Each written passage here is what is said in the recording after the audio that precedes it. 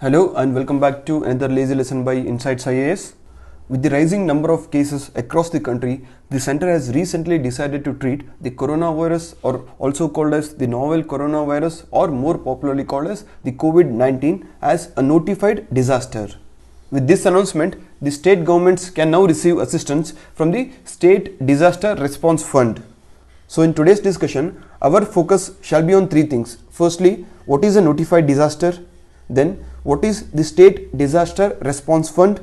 And thirdly, what are its key features and how it is operated? Well, please note here that the spread of coronavirus or COVID-19 has already been declared as a pandemic by the World Health Organization. Well, the number of coronavirus positive cases in the country since the epidemic's outbreak in China in November 2019 has reportedly risen to 100. And to prevent further spread of this virus, more than 4,000 people who had come in contact with those already affected have been identified through contact tracing.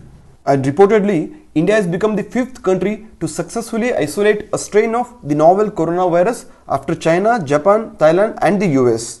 What does this isolation mean? Here, it means Indian scientists have been able to obtain a pure sample of the virus outside the human body. But why is this important? Well, this scientific process is important in developing drugs, vaccines and rapid diagnostic kits.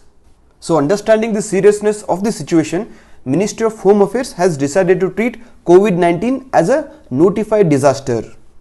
Now the first question we have is, what is a disaster or what is a notified disaster? Well, according to the Disaster Management Act of 2005, a notified disaster is a catastrophe, mishap, calamity or a grave occurrence in any area arising from natural or man-made causes or by accident or negligence which results in substantial loss of life or human sufferings or damage due to and destruction of property or damage to or degradation of environment and is of such a nature or magnitude as to be beyond the coping capacity of the community of the affected area. Well, this is the definition as per the Disaster Management Act of 2005. Similarly, the Ministry of Home Affairs has also defined what is a disaster. See, as per the Ministry of Home Affairs, a disaster is an extreme disruption of the functioning of a society that causes widespread human, material or environmental losses that exceed the ability of the affected society to cope with its own resources. So based on these two definitions, two things are clear. Firstly, it is the affected society which cannot handle this situation all by itself. Secondly, it automatically becomes the responsibility of the state to step in and prevent any further losses, maybe human life losses or environmental losses. Further, there are 31 disaster categories organized into 5 major subgroups, and these are water and climate related disasters, geological related disasters, chemical, industrial and nuclear related disasters and biological related disasters, which includes biological disasters and epidemics. Here the COVID-19 is included in the last kind of disaster, that is biological related disasters. Now since we know what is a disaster, let us now concentrate on what is the State Disaster Response Fund. Well, first thing to note here is that this fund, that is the State Disaster Response Fund, has been constituted under the Disaster Management Act of 2005 by whom? By respective states. And it is the primary fund available with the state governments for responses to notified disaster, and we already know what a notified disaster is.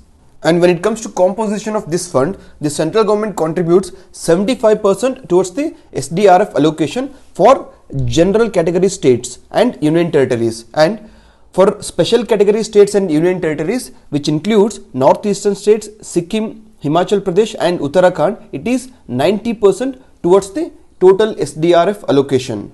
And more importantly, the release of funds by the center is as per the recommendations made by the Finance Commission.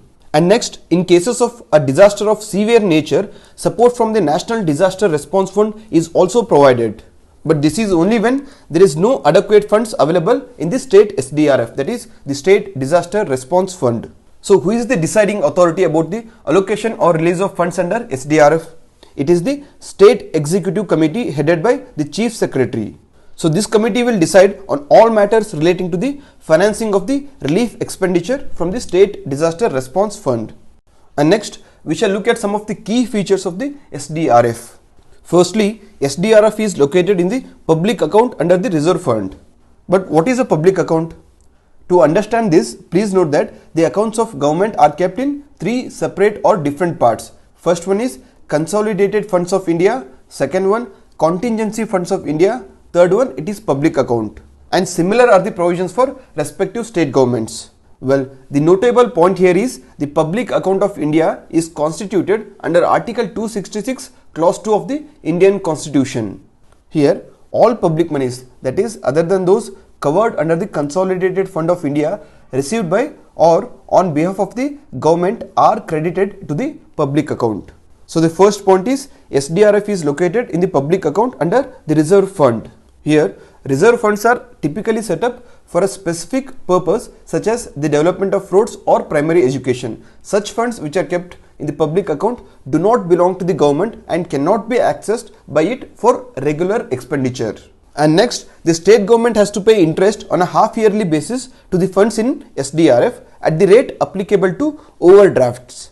And further, the aggregate size of the Sdrf for each state for each year is as per the recommendations of the Finance Commission. And more importantly, the share of Government of India to the Sdrf is treated as a grant in aid. But what is a grant in aid? See, apart from distribution of taxes between center and state, the Constitution of India provides for mainly two types of grants. That is, one is statutory grants and second one is discretionary grants. And this is as per the Article 275 of the Indian Constitution. And the next point here is that the financing of relief measures out of Sdrf are decided by the State Executive Committee, which has been constituted under Section 20 of the Disaster Management Act. But the interesting thing here is that the administrative expenses of SEC, that is the State Executive Committee, are borne by the state government from its normal budgetary provisions and not from the Sdrf or NDRF.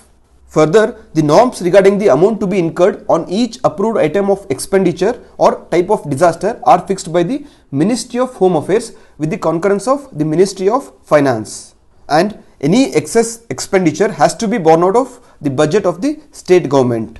Next, the Ministry of Home Affairs is the nodal ministry for overseeing the operation of the Sdrf and monitors the compliance with the prescribed processes. And lastly, the Comptroller and Auditor General of India audit the Sdrf every year. So these are some of the key and significant features of the State Disaster Response Fund.